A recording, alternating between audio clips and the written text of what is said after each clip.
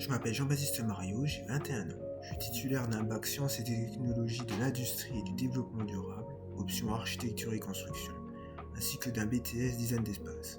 À l'avenir, je voudrais être dessinateur-projeteur en bâtiment. Rocky Marie, 16 ans. Non, je connais pas le COP 21. La COP21 est une conférence qui a une durée de 2 semaines. Elle réunit chaque année les pays signataires de la Convention cadre des Nations Unies sur le changement climatique, afin d'adopter ou de négocier des décisions sur le climat. Il est incontestable que le dérèglement climatique a de graves conséquences sur l'environnement partout dans le monde. Nous pouvons le voir par les inondations qui sont de plus en plus impressionnantes au fil des années.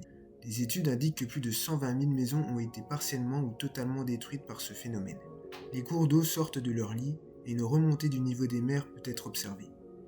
Il ne s'agit pas des seuls dérèglements visibles. Les ouragans sont de plus en plus violents et terrifiants. L'ouragan Lota, par exemple, qui a sévi en Amérique centrale, a fait 4,6 millions de victimes, ce qui est un bilan très lourd. Les incendies sont eux aussi de plus en plus dévastateurs. La Californie en a été malheureusement victime récemment.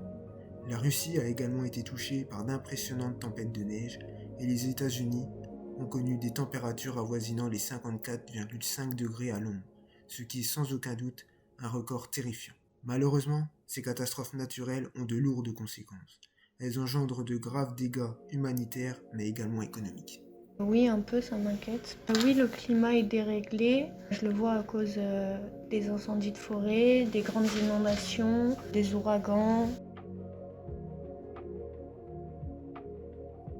Effectivement, cela est inquiétant pour nous, mais encore plus pour les générations futures, car tout le monde est concerné par le dérèglement climatique. L'année 2020 a été l'une des 3 années les plus chaudes jamais enregistrées selon les études de l'Organisation météorologique mondiale. Les inondations, les ouragans et les incendies sont de plus en plus fréquents et de plus en plus violents. Malheureusement, je pense que le dérèglement climatique va continuer son évolution. Les canicules estivales seront de plus en plus fréquentes. Les tempêtes, les inondations, les feux de forêt se multiplieront.